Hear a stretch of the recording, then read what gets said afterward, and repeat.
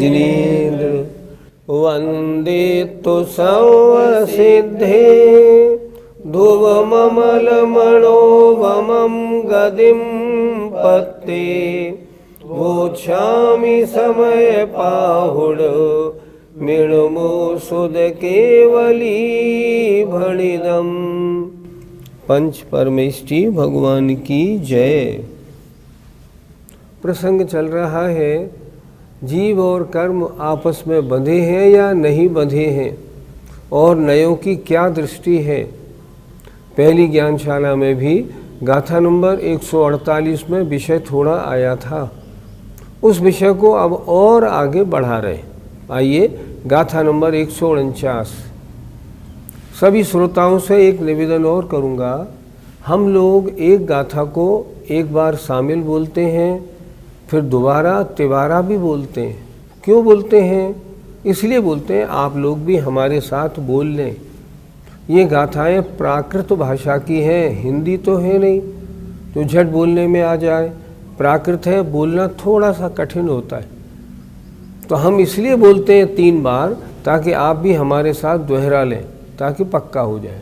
कम्मम बद्धम बद्धम कम्मम बद्धम बद्धम जीवे एवं तु जानलय पखम जीवे एवं तु जानलय पखम लय पखातिक्कन्तो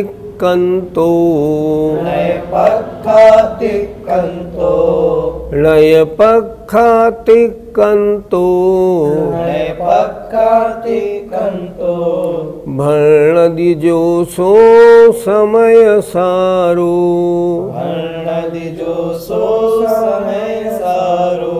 बोलिए कम्मम बद्धम बद्धम जीवे एवं तु जानलय पखम लय पखातिक्कन्तो भर्णदिजोषो समय सारो। कम्मम बद्धम बद्धम जीवे एवं तु जानलय पखम लय पखातिक्कन्तो भर्णदिजोषो समय सारो।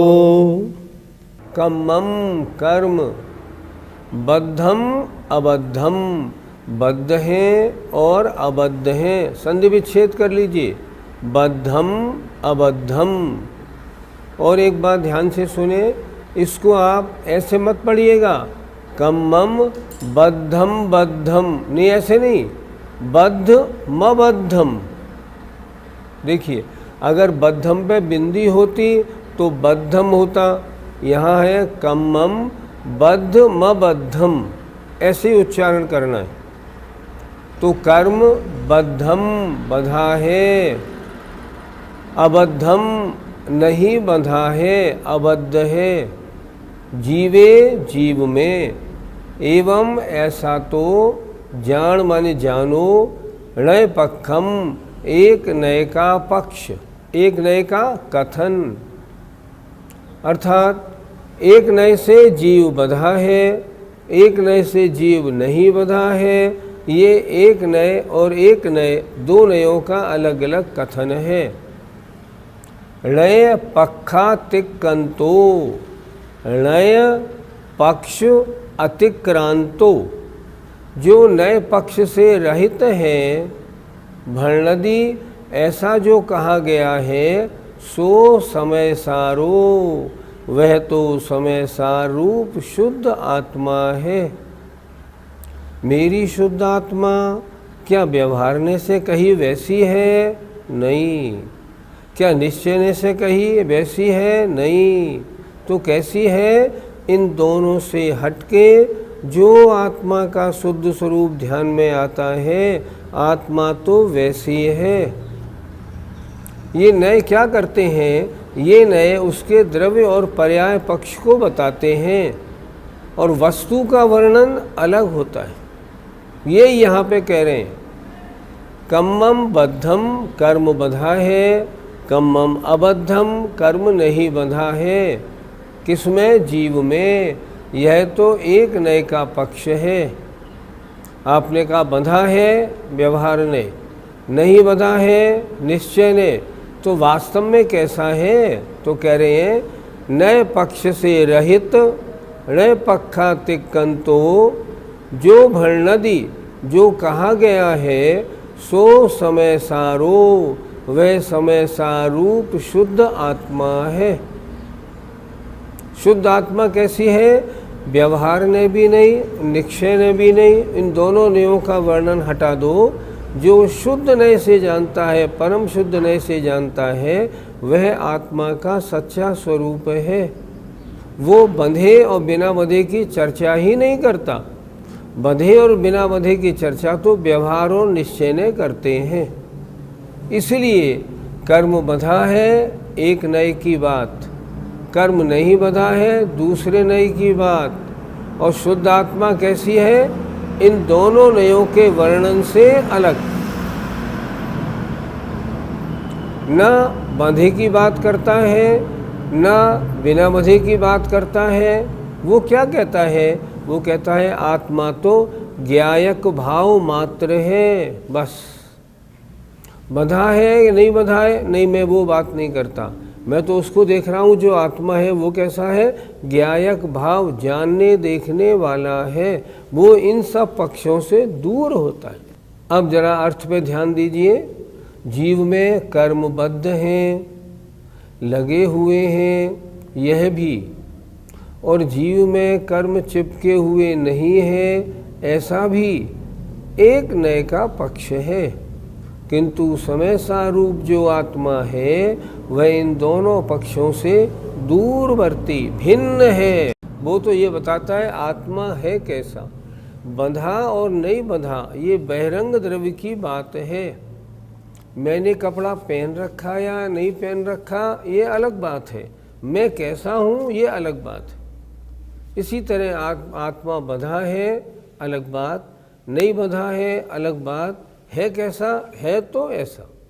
इस तरह पंडित जी, कौन सा जीव कर्म से बंधा हुआ है?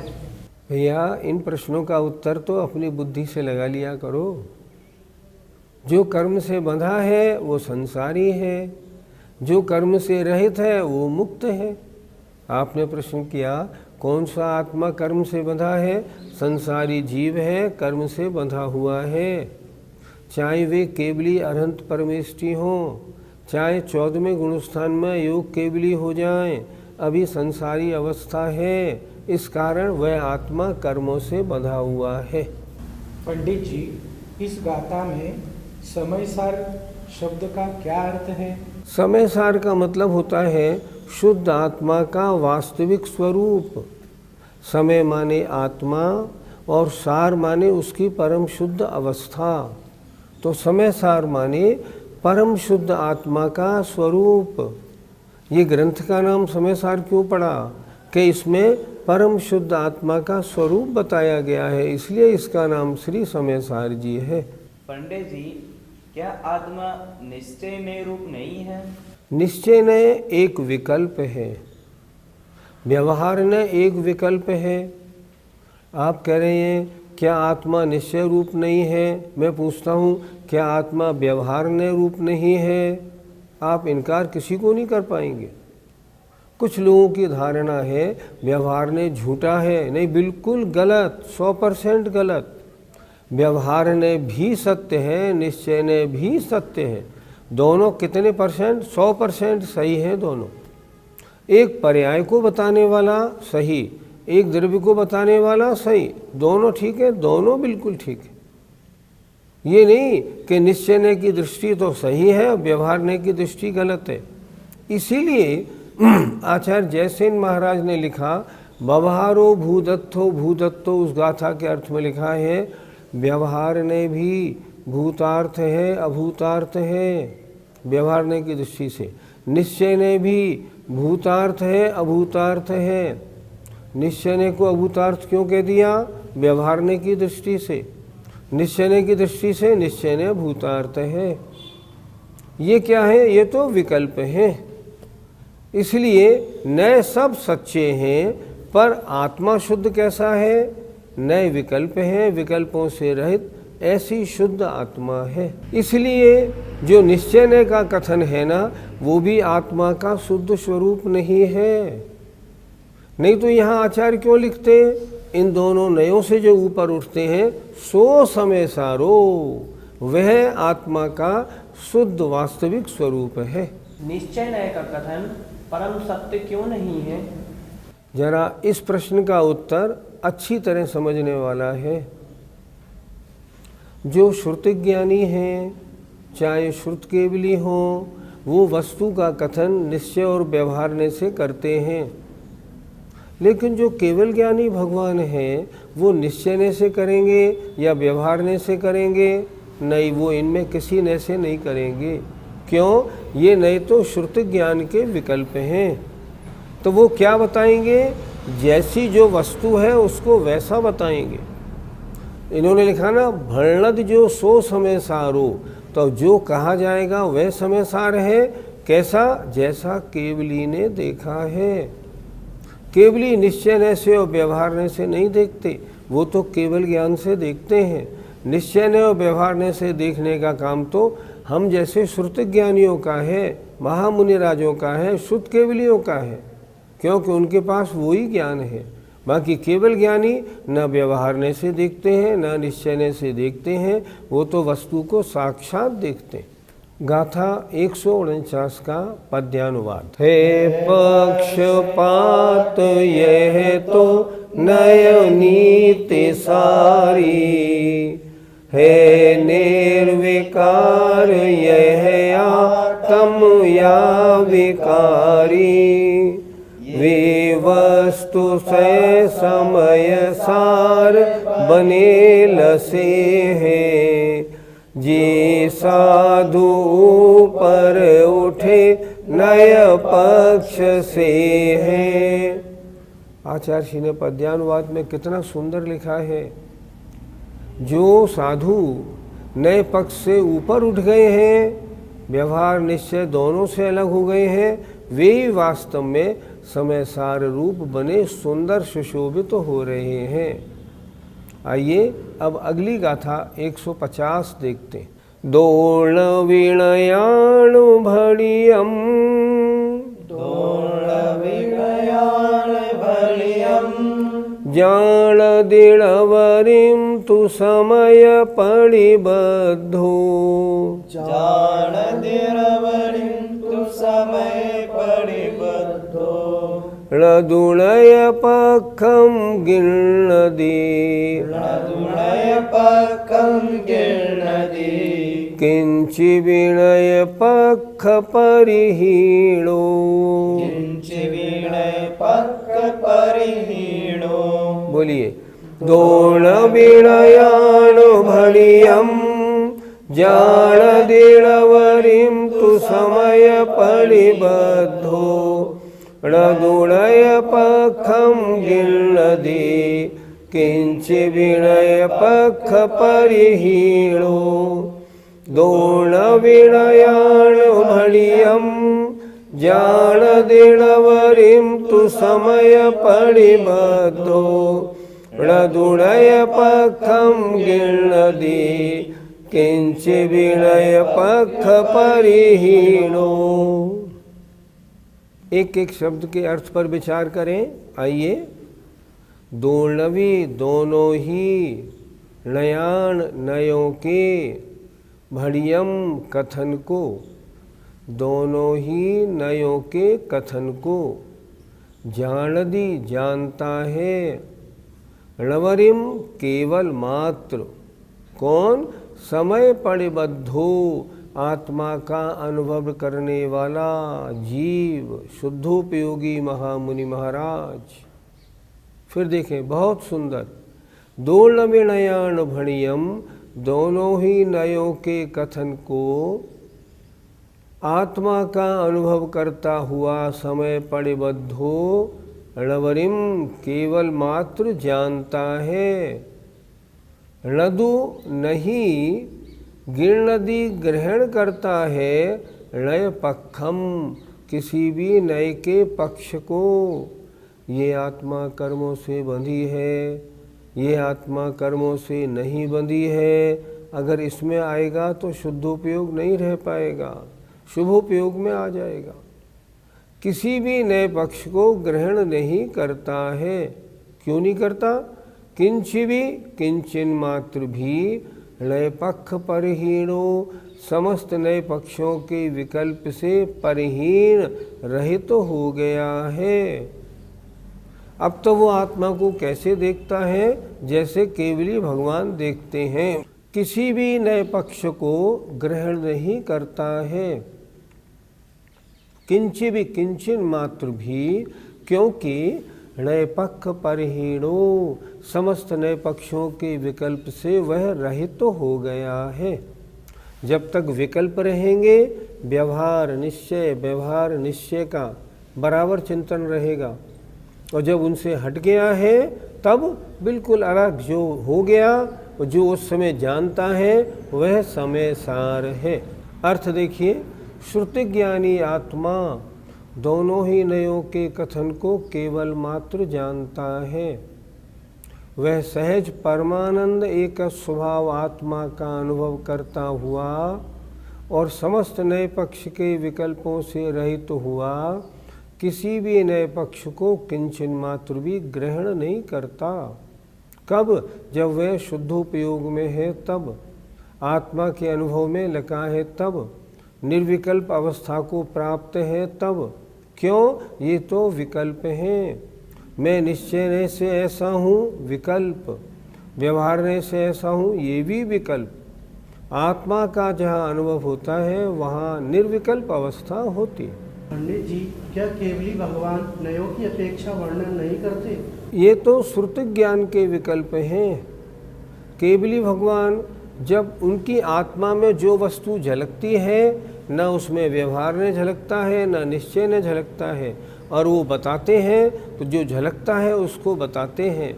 वो चीज़ क्या होती है? वस्तु का वास्तविक स्वरूप होता है। इसलिए केवली भगवान तो इन नयों का आश्रय नहीं लेते, ये श्रुति ज्ञान के विकल्प हैं। केवली भगवान तो इन सब से हटके वस्तु के वास्तविक कथन का आश्रय लेते हैं। पंडित जी, क्या गणधर देव भी नयों से दूर रहते हैं? गणधर देव श्रुति ज्ञानी हैं, द्वादशांग के रचयिता हैं, पर केवल ज्ञानी तो नहीं।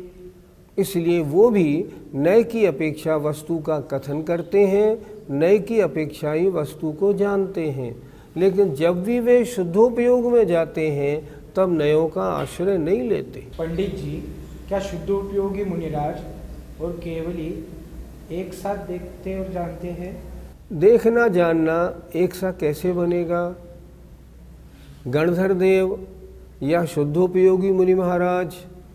शुद्धोपयोगी मुनि महाराज तो केवल ज्ञानी तो है नहीं, वो छायोपशमिक ज्ञानी है, और केवली केवल छाई ज्ञानी है। दोनों का देखना एक सा नहीं कहा जा सकता। लेकिन शुद्ध ने के आश्रय से जो शुद्धोपयोगी मुनिराज जानते हैं वो भी उस आत्मा को वैसा जानते तो हैं, लेकिन फिर भी दोनों के ज्ञान में परोक्ष और प्रत्यक्ष का महान अंतर है। पंडित जी, क्या केवल ज्ञानी शुद्धोपयोगी नहीं होते? केवल ज्ञान शुद्धोपयोग का फल है। शुद्धोपयोग के बारे में अच्छी तरह समझ लें। पहली बात, शुद्धोपयोग कभी चौथे गुणस्थान, पांचवें गुणस्थान, छठे गुणस्थान में कभी नहीं होता। सातवें गुणस्थान में होता है, वो भी किनके होता है? जो शुद्धोपयोगी होते हैं उनके होता है। छठे गुणस्थान तक शुद्धोपयोग होता ही नहीं। अगर कोई भ्रांति हो तो ठीक कर लें, आगम में कहीं भी नहीं लिखा, एक जगह भी नहीं लिखा। तो शुद्धोपयोग का प्रारंभ हुआ सप्तम गुणस्थान से। सप्तम गुणस्थान में शुभोपयोग शुद्धोपयोग दोनों होते हैं। प्रवृत्ति में है शुभोपयोग, निवृत्ति में है तो कदाचित शुद्धोपयोग। अब सातवें गुणस्थान से 12वें गुणस्थान तक शुद्धोपयोग, 13वें गुणस्थान में शुद्धोपयोग का फल।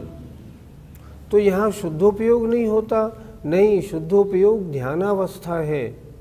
केवली भगवान के ध्यानावस्था नहीं होती, ध्यान उनके उपचार से कहा गया है। इसलिए शुद्धोपयोग का फल 13वें गुणस्थान में, इसलिए केवली भगवान के शुद्धोपयोग नहीं होता। गाथा 150 का पद्यानुवाद देखें। सर्वज्ञ जो समय सारमयी बने हैं, साक्षी बने सहज दो नय के तने हैं, त्यों साधु भी न बनता नय पक्षपाती, हो आत्मलीन तजता पर रीति जाति। तीसरी पंक्ति में लिखा है साधु नय पक्षपाती नहीं बनता। तो क्या गृहस्थ को नयों का पक्षपात करना चाहिए? साधु के लिए मनाही है। हम तो मुझे निश्चय अच्छा लगता है, मैं निश्चय की बात करता हूँ, नहीं गलत, बिल्कुल गलत। मैं व्यवहारने की बात करता हूँ, नहीं वो भी गलत। क्यों? वस्तु दोनों रूप है, इसलिए एक नए का पक्षपाती बनना मिथ्यात्व है, आगम का अपलाप है। मुझे निश्चय पसंद है, नहीं इसकी कोई बात नहीं, सर्वज्ञ के वचन नहीं है, लेकिन आगम तो बोल रहा है। गणधर देव लिख रहे हैं व्यवहारने से ऐसा, निश्चय से ऐसा, नए दोनों सत्य हैं। एक नए का पक्षपात अगर हम करेंगे तो हमारी गिनती एकांतियों में हो जाएगी। आइए, जय जिनेंद्र। इस कार्यक्रम के पुण्यार्जक परिवार हैं श्रीमती पूनम जैन, धर्मपत्नी श्री सुभाष जैन, गुणायतन शिखर जी, मानक चंद, कमला देवी, राकेश, नीतू, ऋषभ, सौम्या एवं Ayushi Musharraf, B123, Sethi colony, Jaipur, Rajasthan. Shri Parasnath re rolling mills limited, Durgapur 1, Vardhaman, Paschim Bengal. Amita Jain, wife of Anil Kumar Jain. Sangeeta Jain, wife of Vipin Kumar Jain. Sheel Jain, wife of Narendra Jain. Hightone trading company, Shalimar Bagh, Delhi 88। माता श्री निरंजना बाई सरोदय के स्मरणार्थ Sunanda, wife of professor Umesh Chandra Saroday, Nagpur. Rekha, wife of Abhay Kumar Sontakke, Karanja. Madhuri Jain, Nagpur. Nishigandha Band, CA, wife of doctor Shailesh Band, Amravati. Rutika, wife of Saurabh Saroday, Pune. Pushpak Jain, Swastik Band, Spraha Saroday. स्वर्गीय श्री चिमनलाल फूलचंद शाह, स्वर्गीय Kamlaben Chimanlal Shah, doctor Rajnikant C Shah, Leena R Shah, Samarth R Shah, Dhavani S Shah, Nishchal R Shah, Junali N Shah, Agam, Nirmay एवं नियम शाह, अहमदाबाद, गुजरात। गर्व गौतम जैन, सुपौत्र अशोक कुमार, रतनलाल जैन, नूतन, गौतम, प्राची, आदित्य, महिमा, सलोनी, निरंजन, अरहन, आराध्य, तारदेव, अंधेरी, मुंबई। श्रीमती संतोष C सिंघई, श्रीमती वर्षा आलोक जैन, श्री आलोक जैन, कुमारी त्रिशला जैन, कुमारी अनमोल अग्रवाल।